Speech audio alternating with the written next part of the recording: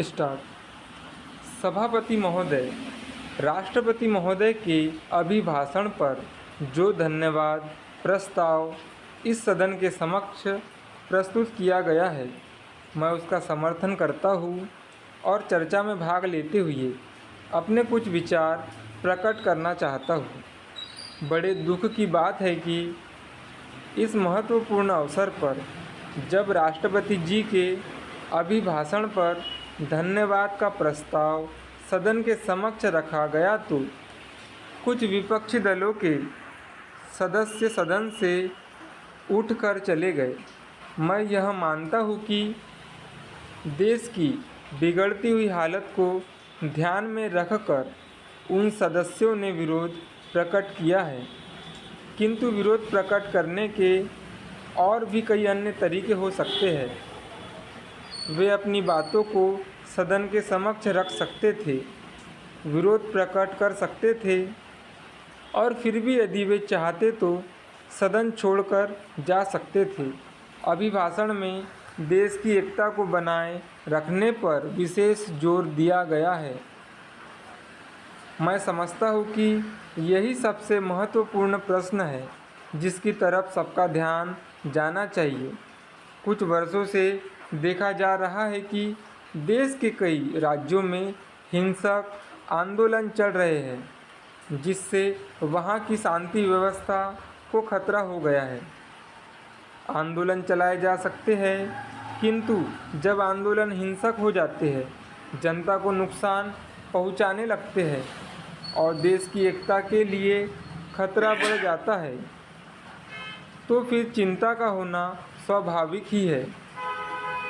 राष्ट्रपति महोदय ने इस संबंध में जो विचार प्रकट किए हैं, मैं उनसे पूरी तरह सहमत हूँ और इस सदन में उपस्थित माननीय सदस्यों से भी निवेदन करना चाहता हूँ कि वे इस महत्वपूर्ण विषय पर गंभीरतापूर्वक विचार करें और कुछ ऐसे ठोस सुझाव सदन के पटल पर रखें जिनको कार्यान्वित करने के बाद भविष्य में किसी भी राज्य में कोई हिंसक घटना न हो। महोदय, कुछ समय पहले असम राज्य में आंदोलन चला जिसने धीरे धीरे हिंसक रूप धारण किया। राज्य को उस आंदोलन से काफ़ी नुकसान उठाना पड़ा। आज पंजाब में स्थिति बिगड़ती जा रही है। आंदोलन के कुछ भी विषय हो, हमें यह नहीं भूलना चाहिए कि हिंसा से सदा ही देश कमज़ोर हुआ है, जनता की परेशानियां बढ़ी है और शासन के लिए समस्याएं पैदा हुई है। इससे न केवल शांति व्यवस्था में गड़बड़ी पैदा होती है, बल्कि राज्य और देश की अर्थव्यवस्था को भी धक्का लगता है। पड़ोसी देशों के साथ भारत के संबंधों की चर्चा इस सदन में कल की गई थी। भारत के विदेशों के साथ, विशेषकर अपने पड़ोसी देशों के साथ अच्छे संबंध रहे हैं।